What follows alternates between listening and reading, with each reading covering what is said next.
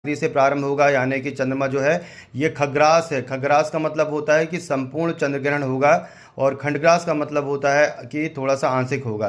तो ये खग्रास है, पूर्ण रूप से चंद्र ग्रहण होगा, और 9:58 से ये चंद्र ग्रहण प्रारंभ होगा 7 तारीख में रात्रि से, और इसका जो समापन होगा वो मान के चलिए कि रात्रि 1:26 तक के होगा। तो इसे हम रात्रि 7 तारीख की रात्रि 1:56 मान सकते हैं, या फिर हम जो स्टैंडर्ड आपकी घड़ी होती है उस हिसाब से ये मान के चलिए कि 8 तारीख की सुबह सुबह 1:26, सुबह तो नहीं कहेंगे, कहलाएगा वो रात्रि का ही काल, लेकिन 7 तारीख की रात्रि कहलाएगी पंचांग के हिसाब से। और आपकी दैनिक जो घड़ी होती है, आपकी स्टैंडर्ड घड़ी होती है रेलवे स्टैंडर्ड के हिसाब से, उसमें आप 8 तारीख मान सकते हैं। 8 तारीख की रात्रि 1:26 मान के चलिए, ठीक है।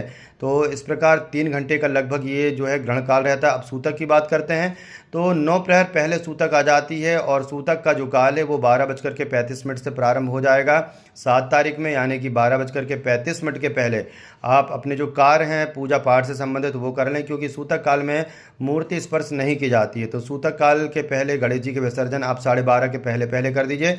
जो लोग पूर्णिमा का श्राद्ध कर रहे हैं, तो पूर्णिमा का श्राद्ध भी जो है वो 12:30 के पहले पहले आप कर लीजिए। और जो लोग जल का तर्पण प्रारंभ करते हैं, तो कुछ लोग पूर्णिमा से भी कर देते हैं, और कुछ लोग जो है वो प्रतिपदा से भी करते हैं। तो पुरखा पाठ जो है वो आप जिनका पूर्णिमा श्राद्ध है रहता है जिन लोगों का, तो वो पूर्णिमा के दिन कर सकते हैं। बाकी 8 तारीख से जो है वो प्रतिपदा से आप अपना जल का तर्पण वगैरह है वो देख सकते हैं।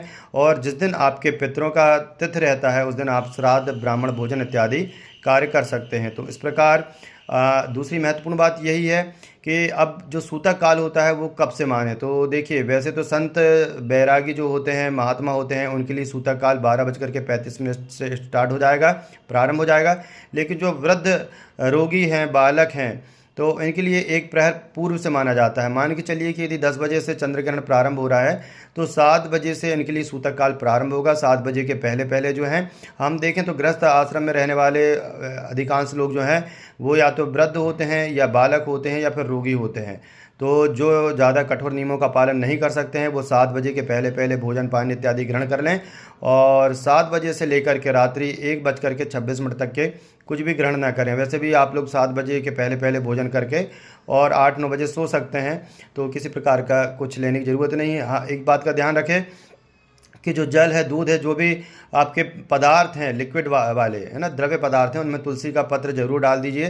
तुलसी एक दिन पहले तोड़ करके रख लीजिए, क्योंकि रविवार के दिन वैसे भी तुलसी नहीं तोड़ी जाती है, और ग्रहण काल में, अमावस्या काल में, पूर्णिमा काल में भी, एकादशी में भी तुलसी को नहीं तोड़ना चाहिए। तो इस प्रकार जो है एक महत्वपूर्ण जानकारी है ग्रहण से संबंधित।